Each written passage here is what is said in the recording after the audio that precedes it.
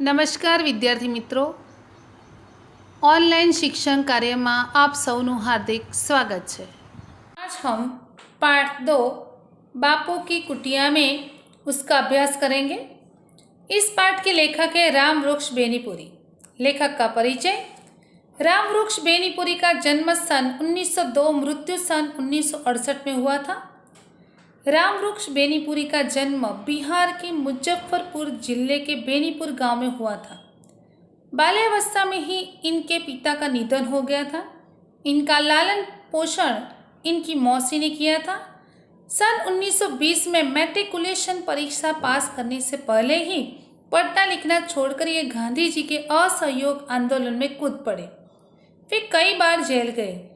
बाद में इन्होंने हिंदी साहित्य सम्मेलन प्रयाग की विशारद शिक्षा पास की। 15 वर्ष की अवस्था से ही वे पत्र पत्रिकाओं में लिखने लगे थे। रामवृक्ष बेनीपुरी बहुमुखी प्रतिभा के धनी थे।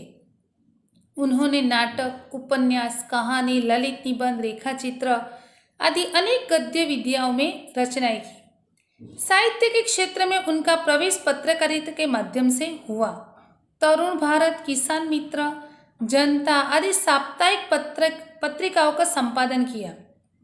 ललित निबंध के क्षेत्र में उन्हें विशेष ख्याति मिली। प्रस्तुत पाठ बापू की कुटिया में लेखक को गांधी जी के जीवन काल में उनसे न मिलने पाने का रंज है, तो दूसरी ओर उनकी अनुपस्थिति में कुटिया की हर वस्तु को आत्मसात करने का सुअवसर पाकर अपने आप को भाग्यशाली मानते हैं।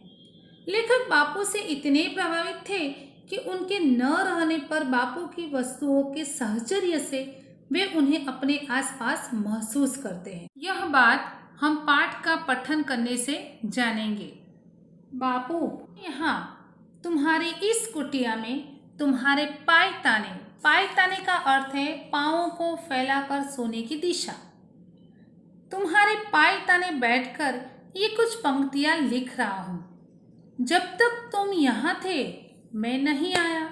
यह मेरा दुर्भाग्य था या सौभाग्य? दुर्भाग्य तो था ही, क्योंकि जिसके आदेश पर अपने जीवन के प्रवाह को मोड़ दिया, जिसकी आज्ञा पर बार बार अपने को संकटों में डाला, और सबसे बढ़कर जिस विश्ववंद्य का अर्थ है विश्व भर में वंदनीय व्यक्ति के दर्शन के लिए दूर दूर देशों के लोग आते रहे, उसकी जिंदगी में उसके आवास स्थान पर पहुंचकर उसकी चरण रज का अर्थ है चरणों की धूल से अपने मस्तक को धन्य न बना सका। ये दुर्भाग्य नहीं तो क्या है? फिर बापू, तुमने तो अपनी चरण धूलि से मेरे छोटे से गांव को भी एक दिन पवित्र किया था। यानी बापू उनके गांव गए थे, लेखक के गांव। अतः यह स्वभावतः ही उचित था कि जब तुम यहाँ थे मैं आता और तुम्हारे दर्शनों से, तुम्हारे चरण स्पर्श से अपने जीवन को कृत्य यानी धन्य करता, पर यह सब नहीं हो सका। यहाँ पर लेखक ने बापू को विश्ववंद्य कहा है। लेखक को बापू के जीवन काल में उनसे न मिलने का दुख है, तो दूसरी ओर उनकी अनुपस्थिति में कुटिया की हर वस्तु को आत्मसात करने का सुअवसर पाकर अपने आप को भाग्यशाली मानते हैं। किंतु देखता हूँ और आज यहाँ प्रत्यक्ष कर रहा हूँ, आदमी का दुर्भाग्य कभी कभी सौभाग्य बन जाता है। लगता है देर आए दुरुस्त आए की कहावत बहुत ही सच है। यदि मैं उन दिनों आता तो क्या मैं तुम्हारे बिस्तर के इतना निकट इतनी देर के लिए स्थान पा सकता था? उस शांत एकांत में अकेले इस कुटिया से इतना तादात्म्य का अर्थ है एक वस्तु का दूसरे से अभिन्न होने का भाव प्राप्त करने में सफल हो सकता था। अरे तुम्हारे पायताने बैठकर अपनी लेखनी को इस तरह सार्थक करने का सौभाग्य उन दिनों क्या खाकर किस पुरातन पुण्य बल से पा सकता था? तुम्हारा यह बिस्तरा, तुम्हारा यह तकिया, तुम्हारी यह तुलसी की माली, तुम्हारा यह प्यारा चरखा, सब के सब यही तो कह रहे हैं, तुम अभी गए हो अभी आओगे। अर्थात बापू का बिस्तरा खजूर की चटाई पर इकट्ठा डालकर और उसे खादी से ढककर बनाया गया। श्वेत शुभ्र बिस्तरा, तकिया, तुलसी की माला, चरखा, सब के सब यही कह रहे हैं कि तुम अभी गए हो और अभी आओगे। किंतु नहीं, इस कुटिया के दाहिने द्वार के निकट जो यह घड़ी और खड़ाऊ की जोड़ी है, खड़ाऊ का अर्थ है पादुका, यह कहती है, अरे तुम किस भ्रम में हो? बापू क्या हमें छोड़कर कभी बाहर निकलते थे? वह बापू कहीं नहीं गए हैं। तो क्या बापू यही है? कहाँ है बताओ? ओ बिस्तरे, हमारे सारे राष्ट्र के बापू कहाँ हैं? लेखक को ऐसा लगता है कि बापू वहीं पर है। तब वह बिस्तरे से पूछते हैं, लेकिन बिस्तरा कुछ नहीं बोलता। बिस्तरा नहीं बोलता, किंतु खुली अलमारी पर रखे बापू के तीनों बंदर तो इशारे से कह रहे हैं, आंख बंद करो, जबान बंद करो, कान बंद करो, अपने को आत्मस्थ करो। आत्मस्थ का अर्थ है आत्मा में स्थित, यानी तुम आत्मा में स्थित अपने मन को कर लो तो तुम्हें बापू हर जगह दिखाई देंगे। फिर देखोगे बापू यही हैं। और सचमुच पा रहा हूँ, बापू तुम कहीं नहीं गए, यही हो, इसी बिस्तरे पर, इस तकिए के सहारे बैठे हो। हाँ हाँ, इस शांत एकांत में मैं इस सारी कुटिया को बापू मैं पा रहा हूँ।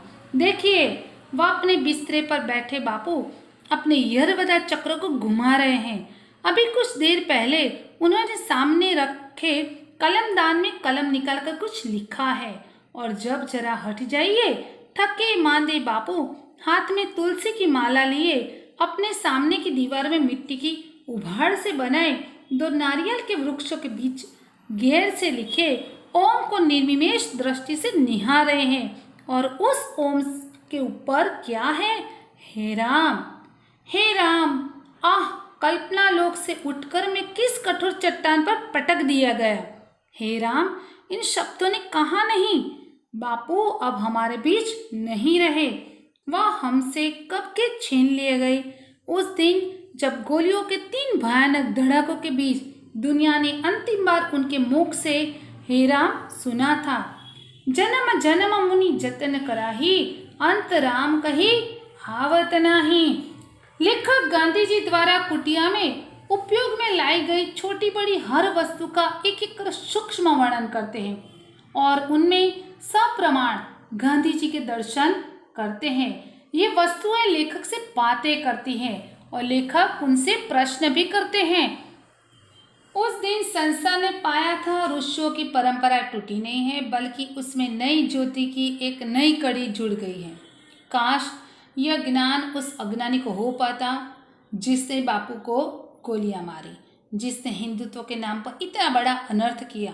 किंतु बापू अमर है, अपने दिव्य रूप में वह सिर्फ यहाँ ही विद्यमान नहीं है, यत्र तत्र सर्वत्र उनकी सत्ता और महत्ता व्याप्त है और तब तक व्याप्त रहेगी जब तक आकाश में चांद तारे और पृथ्वी पर उद्बीज अंडज पिंडज है। उद्बीज का अर्थ है वनस्पति, अंडज का अर्थ है अंडे से उत्पन्न होने वाले जीव, और पिंडज यानी गर्भ से उत्पन्न होने वाले। यानी लेखक कह रहे हैं जब तक पृथ्वी पर आकाश, चांद तारे, वनस्पति और अंडज पिंडज है, तब तक पृथ्वी पर बापू रहेंगे। ओ बिस्तर, इस सादगी में भी तुम कितने महान हो, क्या इसका एहसास तुम्हें कभी होता है? अरे तुम्हें देखकर कितने रत्नजड़ित स्वर्ण सिंहासन भी ईर्ष्या से जलते होंगे। क्या कभी उन पर एक क्षण को भी उतना बड़ा आदमी बैठा होगा जितने बड़े आदमी को कितने ही दिनों, महीनों, वर्षों तक तुम्हें अपने ऊपर आसीन करने का गौरव प्राप्त हो सका। यहाँ पर लेखक बिस्तरे को कह रहे हैं कि तुम कितने नसीबदार हो कि इस पर बापू बैठे थे। यह गौरवशाली बिस्तरा, जिसके सिंहाने दीवार से सटी कांट की तख्ती, जिसकी कठोरता को कम करने के लिए उतना ही बड़ा तकिया, थक जाने पर बापू इसी तकिए के सहारे बैठते। बिस्तर के दाहिने बापू की कुछ आवश्यक वस्तुएं, पत्तों का बना ये टोकरा जिसमें वे रद्दी कागज पत्रों को डाल दिया करते। आज भी उसमें कुछ ऐसे कागज पत्र हैं उसी के बगल के समीप दीवार से सटा पित्तल का थूकदान, जिसे बापू स्वयं साफ करते। कलमदान, जिस पर अब भी उनकी लेखनी रखी है। यह जादू भरी लेखनी, इसने अपनी नोक से न जाने कितने लोगों के प्राणों को उद्वेलित किया। एक स्टैंड पर एक पेंसिल, फिर यह यर्वदा चक्र, जिसके चक्कर से ही सारा भारत नाचने लगा। ठीक उसी तरह जिस तरह कृष्ण की वंशी से गोपियां नाचने लगी थी, अपने को भूलकर, कुल परिवार को भूलकर, सारे संसार को भूलकर, उससे सटे कतई के कुछ फुटकर सामान में पुनी तात आदि, फिर 3 खानों का एक छोटा सा सेल्फ। यहाँ पर लेखक ने जो बापू की सारी जो वहाँ पर वस्तुएं रखी थी, उन सारी वस्तुओं को देखकर ऐसा एहसास करते हैं कि जैसे बापू वहाँ पर जीवित है और इन सारी वस्तुओं को वह ले रहे हैं और उपयोग कर रहे हैं, और जैसे बापू लेखक को दिखाई दे रहे हैं। बापू को समझने के लिए इस छोटे से सेल्फ को भली भांति देखना ही होगा। इसमें बापू का सारा मानस संसार समाया है। सबसे पहले इसके ऊपर एक तख्ती पर टंगी बड़ी अच्छी लिखी लारिन की सूक्ति को पढ़िए, जिसका आशय है, यदि सच्ची राह पर हो तो तुम्हें क्रोध करने की जरूरत ही नहीं, यदि गलत राह पर हो तो फिर किस बिस्तर पर, किस मुंह से आंख लाल पीली करोगे। सेल्फ के पहले खाने में बापू की सार्थ गुजराती जोड़नी कोश, रिथिकिंग क्रिश्चियनिटी, हजरत ईशा और ईसाई धर्म, श्रीमद् भगवद गीता, जबकि दूसरे खाने में रामचरितमानस, श्री स्वास्थ्य वृत्ति, आश्रम भजनावली तथा गीता आणी गीताई आदि पुस्तकें हैं। इसके अलावा है बापू के 3 बंदर, जिन्होंने बापू की मृत्यु की खबर सुनकर अपने कान, अपनी आंखें और अपना मुंह सदा के लिए बंद कर लिए हैं। अन्य छोटी छोटी वस्तुओं के साथ है चटाई पर बिछा छोटा सा कालीन, जिस पर अतिथि बैठते थे। सारे घर में चटाइयाँ ही चटाइयाँ। इन्हीं पर कभी नेहरू, राजेंद्र प्रसाद तथा पटेल जैसे बड़े बड़े राजनीतिज्ञ, पत्रकार, साहित्यकार बैठते थे। उन्हीं पर आज लेखक अकेले बैठे हैं। इन चटाइयों के ऊपर एक दफ्ती पर झूठ के बारे में सुवचन लिखा है। झूठ शब्दों में निहित नहीं है, छल करने में है। चुप्पी साधकर भी झूठ बोला जा सकता है। दोहरे अर्थ वाले शब्दों के प्रयोग द्वारा किसी शब्दांश पर जोर देकर, आंख के संकेत से और किसी वाक्य को विशेष महत्व देकर भी झूठ का प्रयोग होता है। वस्तुतः इस प्रकार का मिथ्या प्रयोग साफ शब्दों में बोले गए झूठ की अपेक्षा कई गुना बुरा है। बापू की इस कुटिया के 3 भाग है। एक भाग यह है जहाँ मैं बैठा हूँ, यहीं कभी बापू रहते थे। इसके बगल में मध्य भाग में एक कोठरी है, जिसमें एक चौकी पर एक बिस्तरा सिमटा हुआ रखा है। इस कोठरी में अंतिम दिनों में बापू की सेवा के लिए राजकुमारी अमृत कौर रहती थी। इसके तीसरे भाग में बापू का स्नानागार है। कितनी सफाई, कैसी स्वच्छता! बापू अपने कमोड को अपने हाथों कैसा साफ रखते। उसकी सफाई के लिए लकड़ी का ब्रश है, फिनाइल की शीशी है। कमोड के आगे कमरे में पानी की बाल्टियाँ, लोटे, मिट्टी के हंडे आदि हैं। इस भाग के 2 हिस्से हैं। एक में शौच और स्नान के सामान हैं, दूसरे में एक चौकी है, कुछ तख्ते हैं। बापू के शरीर पर यही तेल की मालिश की जाती थी।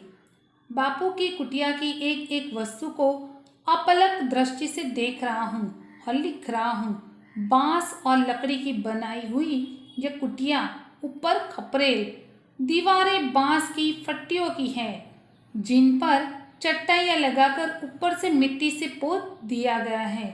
कहीं भी चूना या किसी रंग का प्रयोग नहीं किया गया है। दरवाजे और खिड़कियाँ काफ़ी है, हवा और रोशनी की कमी नहीं। कुटिया में जाकर लेखक व बापू को महसूस करते हैं। इसी प्रकार यह पाठ यहाँ पूर्ण होता है। आभार।